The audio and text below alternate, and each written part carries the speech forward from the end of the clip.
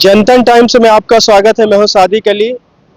आज मेरे साथ में कलवा माइनॉरिटी अध्यक्ष जो है रफीक शेख साहब हैं और ये बता दें कि इनकी जो है एक अलग ही जो है प्रतिष्ठा है और लोगों से जो है पार्टी के लिए एक अच्छा वर्क करते हैं।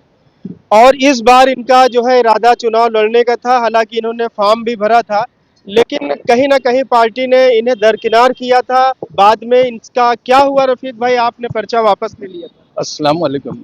नजीब भाई कंटिन्यू मेरे टच में थे और कई पार्टियों ने मुझे ऑफर भी किया कि आप पार्टी से फॉर्म भरो, लेकिन क्या होता अगर मैं पार्टी से फॉर्म भरता ना और अगर वापस लेता तो लोग क्या बोलते हैं, ये गद्दार है, ये पैसे लेके सेट हो गया, ये बैठ गया।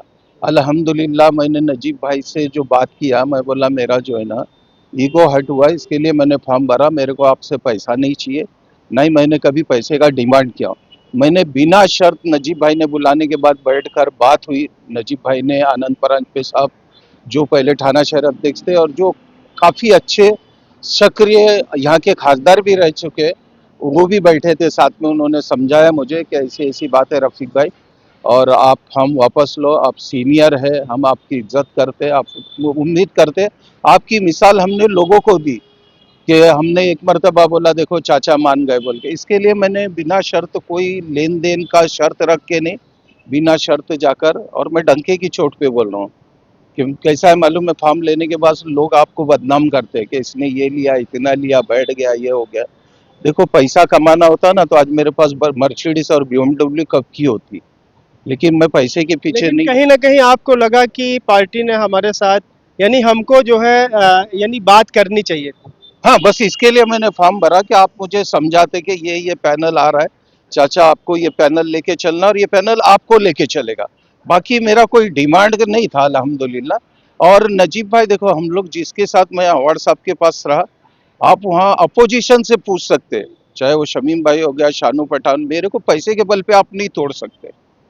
आमदार में बहुत कोशिश की गई मुझे समझाने की, उमझाने की, लेकिन मैं पैसे पे बिकने वाला आदमी नहीं हूँ। ना मुझे आप, मैं नादान हूँ कि आप बहका के फुसला के मुझे कहीं इधर उधर कर सकते। मैं वहाँ था, वहाँ ईमानदारी से था, और आज नजीब भाई के साथ हूँ, नजीब भाई के साथ ईमानदारी से हूँ।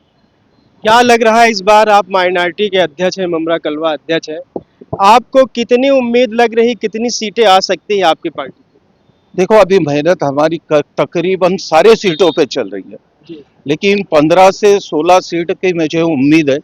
फिर फैसला कैसा रहता है, आप फैसला नहीं कर सकते, आप मेहनत कर सकते, फैसला जनता करती है। लोगों के जो रुझान, लोगों की काम, लोगों के वोट, और ऐसा रहा कि लोगों के भी ऐसा, इस वक्त लोगों का कहना है कि बदलाव बहुत ज़रूरी है। और देखेंगे लोग अगर बोल रहे बदलाव ज़रूरी है, क्योंकि जो काम MLA इलेक्शन में वो हमने देखा, ताम झाम सारी चीज़ें थी, लेकिन लास्ट मोमेंट पे जो रिजल्ट आया, तो वैसा ना हो। इस वक्त जो है नजीब भाई ने खास ध्यान दिया इस बातों पे, लोगों पे भी ध्यान रखा है। क्या रहा मालूम है ना, लोग डबल चलते, आधे इधर आधे उधर, इधर भी सेट उधर भी सेट, और ये मेरे से नहीं हो सकता। और ये टाइम पे खास नजीब भाई ने नजर रखा है। नहीं, ऐसा तो नहीं कि रफीक शेख जो है गलती कर गए पर्चा वापस वापस करके? मुझे नहीं लगता, ऐसा नहीं लगता? क्योंकि दाग लग जाता आप पे। मेरी इस वक्त एज जो है 61 है, और लोग, आप जैसे लोगों ने मेरे से इंटरव्यू लिया, और कई पत्रकार को मैंने देखा एकदम भावुक हो गए थे, और उन्होंने कहा कि हम आपके साथ नजीब भाई के साथ चलते, आपके साथ नजीब भाई ने क्यों ऐसा किया। उन पत्रकारों में अल्हम्दुलिल्लाह आप भी शामिल थे। तो अब माना जाए कि रफीक भाई एकदम सब कुछ क्लियर है और पार्टी के लिए आप भरपूर काम कर रहे हैं? नहीं, बिल्कुल ईमानदारी से कर रहा हूँ, कोई तोहमत नहीं लगा सकता, और करूंगा मैं। देखो मैं जिसके साथ हूँ, ईमान पार्टी के साथ मैं ईमानदारी से हूँ। अब मुझे देखना है पार्टी मेरे साथ में इलेक्शन के बाद कितनी ईमानदारी करती है। तो जैसे ये रफीक शेख थे, हमने जो है जब ये फॉर्म भर के वापस आए, बाहर आए बहू के साथ में, बेटे के साथ में, तो हम इनको जाना तो हमें भी बड़ा उस समय शौक लगा था।